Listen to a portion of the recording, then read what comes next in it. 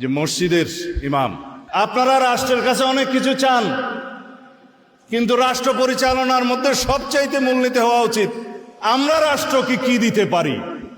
বিএনপির স্থায়ী কমিটির সদস্য জনাব সালাউদ্দিন আহমদ সাহেব বলেছেন, আমরা সবাই রাষ্ট্রের কাছ থেকে দাবি দাওয়া পেশ করি, খুব স্বাভাবিক, কিন্তু রাষ্ট্রকে আমাদের দেওয়ার চেষ্টা করা দরকার। তার সাথে পরিপূর্ণভাবে সহমত পোষণ করে একটি কথা আমি বলতে চাই, সেটা হলো এদেশের 3 লক্ষ মসজিদের কমপক্ষে 6 লক্ষ ইমাম মুয়াজ্জিন রাষ্ট্রকে দেওয়ার জন্য প্রতিনিয়ত চেষ্টা করেন এবং দিয়ে যাচ্ছেন। দুর্ভাগ্যজনক বাস্তবতা, স্বাধীনতার 50 বছর পরেও ইমাম মুয়াজ্জিন এবং আলেম ওলামাদের কোনো অবদানের স্বীকৃতিটুকু রাষ্ট্র কখনো দিতে পারে নাই। আজও বাংলাদেশের চেহারাকে যদি পরিবর্তন করে দিতে হয়, আজও বাংলাদেশকে যদি স্বনির্ভর করতে হয়, আজও বাংলাদেশের পরিবেশ সচেতনতা সৃষ্টি করে যদি সাফল্য অর্জন করতে হয়, পরিবেশ বিপর্যয় যদি রোধ করতে হয়, যে কোনো দুর্যোগ মোকাবেলা যদি সফলভাবে করতে হয়, দেশের শুধু মসজিদগুলোকে ইমাম মুয়াজ্জিনদেরকে যদি রাষ্ট্র অন করে, ইমাম মুয়াজ্জিনদেরকে যদি সে সুযোগ দেয়, তাদেরকে যদি অন্তত কাজ করবার পরিবেশটা করে দেয়, আমার বিশ্বাস বাংলাদেশের চেহারা পরিবর্তন করতে আর কোনো কিছুর তেমন বেশি প্রয়োজন হবে না। 3 লক্ষ মসজিদ, সরকারি হিসেব মতো কমপক্ষে 3 লক্ষ মসজিদ, আরো বহু আগে বলা হয়েছে, সেটা এখন 3 লক্ষের অনেক বেশি চলে গেছে স্বাভাবিকভাবে। 3 লক্ষ মসজিদে প্রতি জুমার দিনে 12:30 থেকে 1:30 পর্যন্ত এই সময়ের মধ্যে গড়ে যদি 100 মানুষ একটা মসজিদে জুমার নামাজে খতিব সাহেবের খুতবা শোনার জন্য আসেন, তাহলে 3 কোটি মানুষ হয়। বাংলাদেশের সমস্ত টিভি চ্যানেল, সমস্ত মিডিয়া একযোগে সবচেয়ে পিক টাইমে এত বেশি দর্শক কখনো পায় বলে আমি মনে করি না।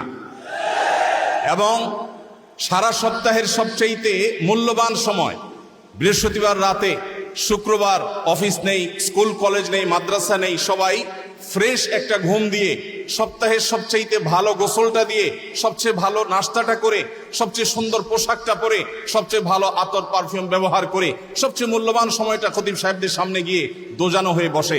পৃথিবীর অন্য কোনো কৃষ্টি, কালচার, কোনো সিস্টেমে একসাথে একটা দেশের 3 কোটি মানুষকে অ্যাড্রেস করার এই সুযোগ ইমাম সাহেব, খতিব সাহেবরা ছাড়ার কারোর হাতে নেই। ইমাম সাহেবরা যদি চান, তাদেরকে যদি রাষ্ট্র আসলে সুযোগ দেয়, তাহলে সেক্ষেত্রে তারা অনেক কিছু করতে পারেন। ইতিমধ্যে আমরা দেখেছি, রোহিঙ্গা শরণার্থীরা যখন আমাদের দেশে আশ্রয় নিয়েছে, সবার আগে ঝাঁপিয়ে পড়েছেন এদেশে ওলামা একরাম।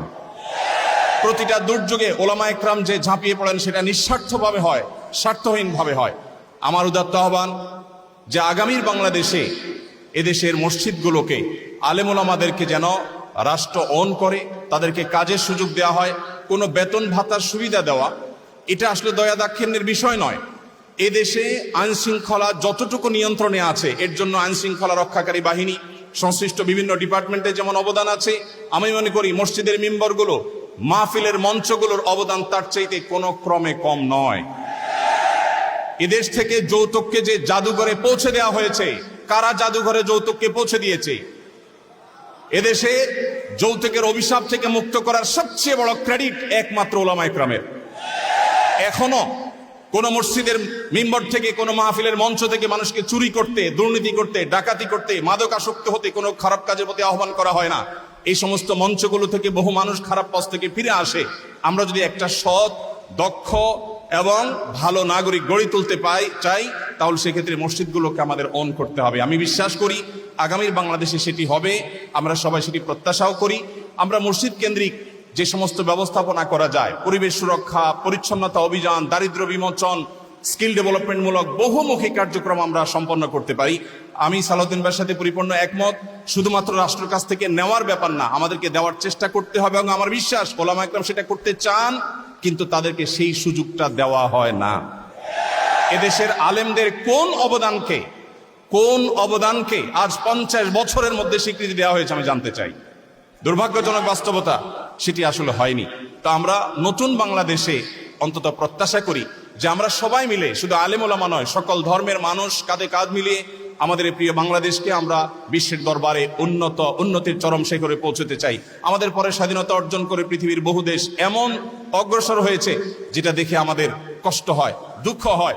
আজকে ভূমিকম্পের যে ভয়াবহতা নিয়ে প্রত্যেকটা মানুষ আতঙ্কে দিন পার করছে, কি হয়েছে এদেশে? একটি মানুষের জীবন নিরাপদ করবার জন্য যথাযথ ব্যবস্থাটুকু পর্যন্ত আমরা নিতে পারিনি। আমি আশা করি আগামী বাংলাদেশে যারাই আসবেন আমরা প্রত্যেকে এই ব্যাপারগুলোতে সচেতন থাকব। আমরা দোয়া করি আল্লাহ রাব্বুল আলামিন আমাদের রাজনৈতিক নেতৃত্বকে সেরকম শক্তি, সামর্থ্য, মানসিকতা সবকিছু দান করেন।